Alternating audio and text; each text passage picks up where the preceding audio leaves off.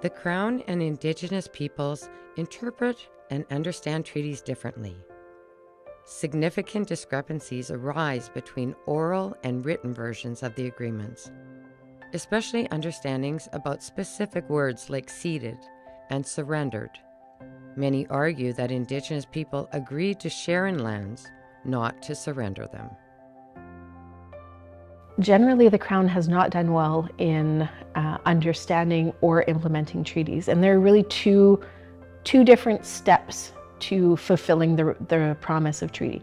The first step is interpreting the treaty correctly, understanding what the responsibilities are. And there have been disputes about that interpretation piece. So interpreting a treaty means that you're going to look at both the written and the oral version of the treaty, understanding what are the promises of treaty, what the spirit and intent of that treaty actually is. The way that people often think of it is treaties being a grant of rights to Indigenous peoples, Indigenous communities, but obviously being here well before that, organized in our own societies with our own laws and practices. It weren't in need of anybody to grant us rights. The treaties function more as how it is that we're going to live together in productive ways, or at least that's what one would hope that how they were to be implemented. Treaties, and especially the historic numbered treaties, were meant to preserve a way of life. So understanding that, all of those inherent activities that predated contact, that predated treaties, would continue, that way of life, that hunting, that trapping, that fishing, that gathering, cultural and ceremonial practices, the ability to speak language, that all of that would continue as part of the promise of treaty, that there would be no interference with that way of life. The foundation for our relationships with other nations, which would include the French, the Dutch, and the English, and other Indigenous nations, is of the two-row wampum, which communicates the idea that we are existing together, living side by side, with one nation not imposing its ways, culture, and language on the other. And that's what treaty and being on land is all about. It's continuing a way of life and agreeing to share and to live in coexistence. We have benefits and responsibilities on both sides that derive from the treaty. The treaty itself is what allows the Crown to allocate lands to people other than Indigenous people. But that should be done on the basis of treaty in a way that results in a sharing or an equal sharing of the value of that land or the land itself. Historic treaties were not understood by Indigenous peoples as an extinguishment of their way of life or relationships with their territories, but rather as a confirmation that their traditional modes of living would be preserved as part of the treaty promises. When we think about treaties in relationship to land, that idea of way of life is incredibly important, preserving a way of life.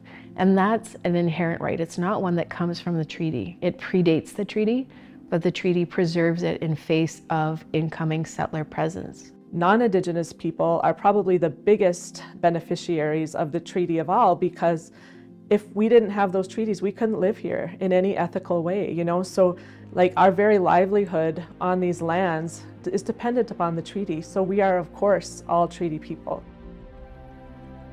Issues of interpretation have delayed the full implementation of treaty promises. On the one hand, the colonial process was about freeing up land for settlement and farmers and so forth, all of the normal colonialism stuff. On the other hand was about how do we agree to move forward from this and to live together. But here's an example where we have a treaty, but we very much say unceded land still. Even though there's this speaking of ceding the land forever and so forth, that's not what our oral version of the treaty says. The written text that's been presented and recorded and by the Crown is often very different from what you'll hear Indigenous people talk about, what they agreed to do. Honestly, I don't have a lot of trust in the Crown versions of the treaties because they're always talking about cede and surrender, and when Indigenous people talk about their treaty, they're talking about sharing. they'll talk about, we never ceded, we never surrendered, we still have full jurisdiction over our lands. So for me, that means that all of Canada is Indigenous lands. All these treaties have had the same point.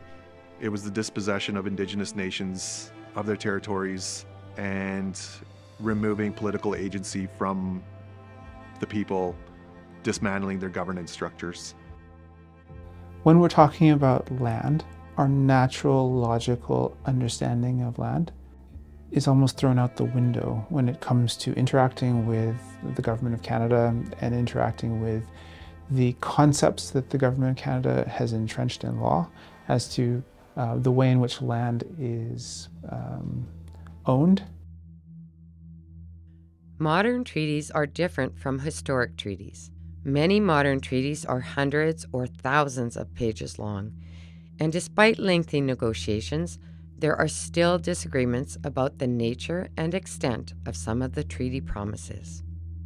I think that in a modern treaty context, what is trying to be achieved is that certainty and clarity on the parts of all parties. So they try and build a lot of certainty to kind of, I think, remedy the interpretive dissonance that comes from the historic treaties that had, a paper text that didn't reflect the negotiations.